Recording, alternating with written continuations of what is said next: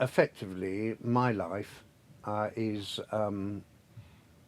winding down now, and so is that of the cohort of friends and fans of the Enid who've lived with the Enid's music through all its vicissitudes over all of these years, and it's a gradually decreasing number, and I will stay with those people and walk into the shadows together with them. But that, in the end, has to be the end of my story. Do you remember when you made that grand exit at Cadogan Hall, which is going to be your retirement, and you said, can you remember what you said? You said, "Good night, my friends. I'll be seeing you on the other side of That's- eternity," or something ridiculously romantic. That's like uncharacteristically portentous. Yeah.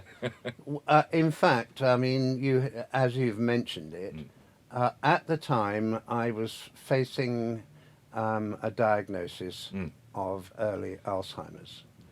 And Joe Payne was absolutely itching to take control of the band. And that did cause quite a bit of tension one way and another. And I thought, well, you know, young man, lots of talent, knows what he wants, let's do it.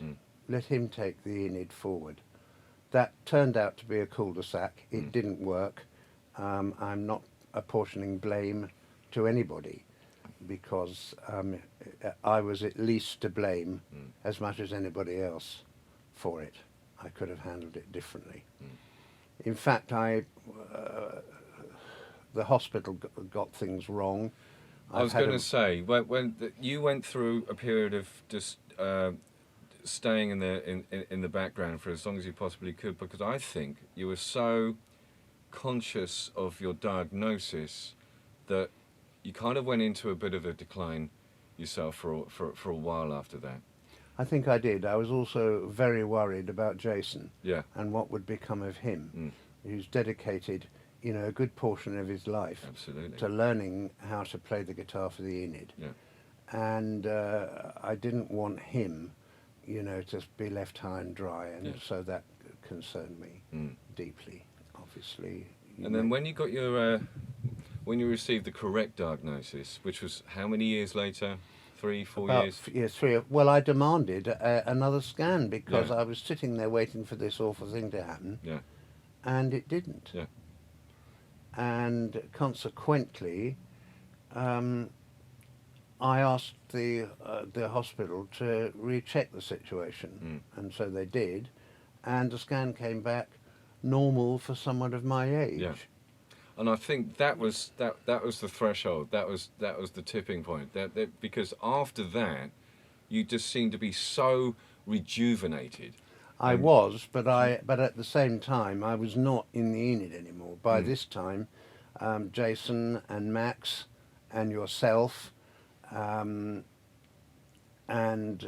little Zach and all the rest of it, and his cohort of little friends had all begun to sort of try and do the Enid, you know, to see what we'd do, and in the end I put my foot down. Yeah. It wasn't getting anywhere. Yeah. It took a long time. The Resurgency album was quite a painful struggle for all concerned, I think, wasn't it? The Resurgency album was Dominic's Yeah. contribution to how he saw things going, and he's a very powerful personality. And so I let that take its course. And I think, in fairness, they made an interesting stab at blowing the dust off some of the Enid numbers. Yes, they did. They really did give it a whirl. Yeah, I they think did. where perhaps they didn't quite have all the tools in the box they needed to write together and continue the Enid legacy onward. Well, of course, that's still the situation. You know, I'm the only writer. Yeah.